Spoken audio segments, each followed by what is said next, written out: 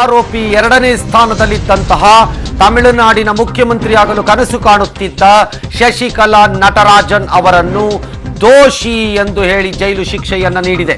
ಅಂದರೆ ಆರೋಪಿ ಒಂದರ ಸ್ಥಾನದಲ್ಲಿದ್ದ ದಿವಂಗತ ಜಯಲಲಿತಾ ಕೂಡ ದೋಷಿಯೇ ಆಗುತ್ತಾರೆ.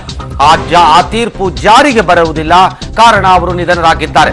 ಆದರೆ ಅದು ದಾಖಲೆಗಳಲ್ಲಿ ಉಳಿದುಕೊಳ್ಳುತ್ತೆ. ಆ ತೀರ್ಪು ಮುಂದೆ ಯಾವುದಾದರೂ ಪ್ರಕರಣದಲ್ಲಿ ಅದನ್ನು ಉದಾಹರಿಸಲು ಈಗ ಬರುತ್ತಿರುವ ಮಾಹಿತಿ, ಸುಪ್ರೀಂ ಕೋರ್ಟಿನಿಂದ ಎಲ್ಲರೂ ಕಾಯುತ್ತಿದ್ದಂತಹ ತೀರ್ಪು ಜಾರಿಯಾಗಿದೆ.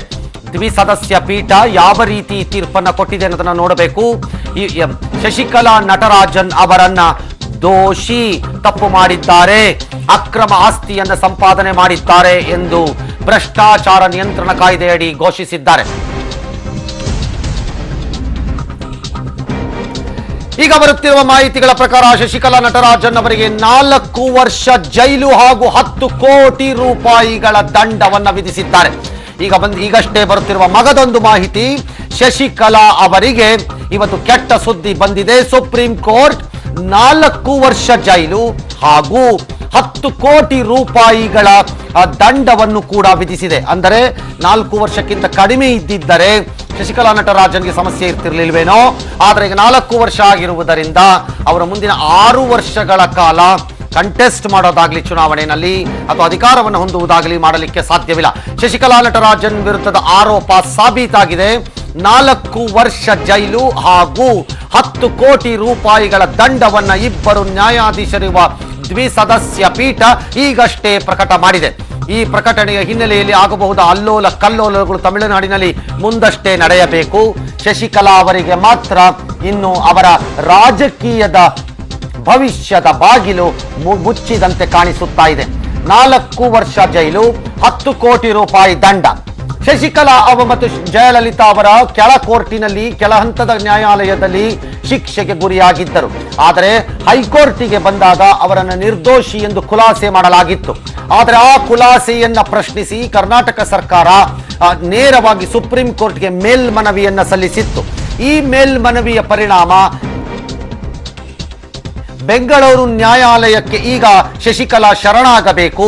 ಕೆಳ ಹಂತದ ನ್ಯಾಯಾಲಯಕ್ಕೆ ಬಂದು ಶರಣಾಗಿ ಆ ನಂತರ ಬಹುಶಃ ಪರಪ್ಪನಗ್ರಹಾರದಲ್ಲೇ ಇಡಬಹುದು, ಅಥವಾ ಒಂದು ವಿಶೇಷ ಮನವಿ ಏನಾದರೂ ಬಂದರೆ ಬೇರೆಯವರದು ಅಥವಾ ನ್ಯಾಯಾಲಯ ಪರಿಗಣಿಸಿದರೆ ತಮಿಳುನಾಡಿನ ಜೈಲಿಗೂ ಕಳಿಸಬಹುದು.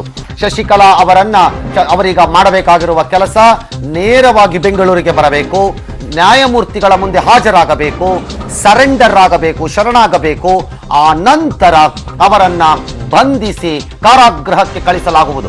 ಹಾಗಿದ್ದರೆ ಶಶಿಕಲಾ ಅವರು ಇದರ ಮೇಲೆ ಮೇಲ್ಮನವಿ ಹೋಗಬಹುದೇ ಎಂಬ ಪ್ರಶ್ನೆ ಇಲ್ಲ. ಇದರ ಮೇಲೆ ಅವರಿಗೆ ಮೇಲ್ಮನವಿ ಹೋಗಲು ಜಾಗವಿಲ್ಲ. ಹಾಗಾಗಿ ಈ ತೀರ್ಪೇ ಅಂತಿಮ. ಶಶಿಕಲಾ ನಟರಾಜನ್ 4 ವರ್ಷಗಳ ಶಿಕ್ಷೆಯ ಪೈಕಿ ಈಗಾಗಲೇ ಸಲ್ಲಿಸಿರುವ ಶಿಕ್ಷೆಯ ಅವಧಿಯನ್ನ ಕಡಿತಗೊಳಿಸಿ ಅನುಭವಿಸಬೇಕು.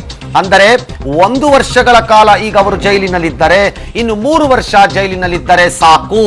ಒಂದು ವೇಳೆ 2 ವರ್ಷ ಇದ್ದರೆ 2 ವರ್ಷ ಇದ್ದರೆ ಸಾಕು.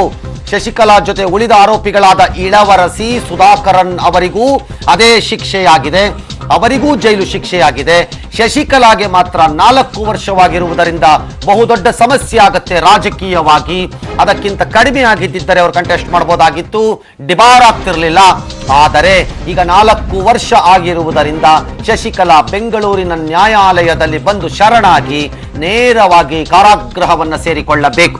ಅಂದರೆ ಎಡಿಎಂಕೆ ಶಶಿಕಲಾ ಅವರನ್ನೇ ನೆಚ್ಚಿ ಅಪ್ಪಿ ಮುಂದಕ್ಕೆ ಸಾಗುವುದೋ, ಅವರ ಆಣತಿಯಂತೆ ಹೊಸ ನಾಯಕನ ಆಯ್ಕೆ ಮಾಡುವುದೋ, ಇಲ್ಲ ಎಡಿಎಂಕೆ ಎಂಎಲ್ಎಗಳು, ಶಾಸಕರು ಈಗ ತಂಡೋಪತಂಡವಾಗಿ ಪ್ರವಾಹೋಪಾದಿಯಲ್ಲಿ ಓ ಪನ್ನೀರ್ ಸೆಲ್ವಂ ಕಡೆಗೆ ಹಾರಿ ಜಿಗಿದು ಬಿಡುತ್ತಾರೋ ಗೊತ್ತಿಲ್ಲ. ಇದೆಲ್ಲ ಮುಂದೆ ತಿಳಿದುಕೊಳ್ಳಬೇಕಾದ ವಿಚಾರ. ಈಗಷ್ಟೇ ತೀರ್ಪು ಬರುತ್ತಿದೆ. ಶಶಿಕಲಾಗೆ ಈಗ ಮತ್ತೆ ಮಗದೊಮ್ಮೆ ಈಗಷ್ಟೇ ನಮ್ಮ ಸುದ್ದಿಗೆ ಸೇರಿಕೊಂಡವರಿಗೆ ನಾನು ಈ ಮಾಹಿತಿಯನ್ನು ಕೊಡ್ತಾ ಇದ್ದೀನಿ. ಸುಪ್ರೀಂ ಕೋರ್ಟ್ನ ದ್ವಿಸದಸ್ಯ ಪೀಠ ಹೈಕೋರ್ಟಿನ ತೀರ್ಪನ್ನ ಪ್ರಶ್ನಿಸಿ ಬಂದಿದ್ದ ಮೇಲ್ಮನವಿ, ಕರ್ನಾಟಕ ಸರ್ಕಾರ ಸಲ್ಲಿಸಿದ್ದ ಮೇಲ್ಮನವಿ ಇದು. ಈ ಮೇಲ್ಮನವಿಯನ್ನ ಪುರಸ್ಕರಿಸಿರುವ ಪರಿಣಾಮ ಶಶಿಕಲಾಗೆ ಜೈಲು ಶಿಕ್ಷೆಯನ್ನ ನೀಡಿದೆ.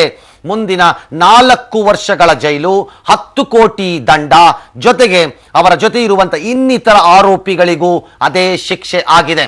ಇದರ ಪರಿಣಾಮ ಶಶಿಕಲಾ ತಮಿಳುನಾಡಿನಿಂದ ಕರ್ನಾಟಕಕ್ಕೆ ವಾಪಸ್ ಬರಬೇಕು. ರಾಜ್ಯ ರಾಜಕೀಯದಲ್ಲಿ ವಾರದಿಂದ ಡೈರಿಯ ಸುದ್ದಿ ಇತ್ತು. ಈಗ ಅದಕ್ಕೆ ಸಿಡಿ ಸೇರ್ಕೊಂಡಿದೆ.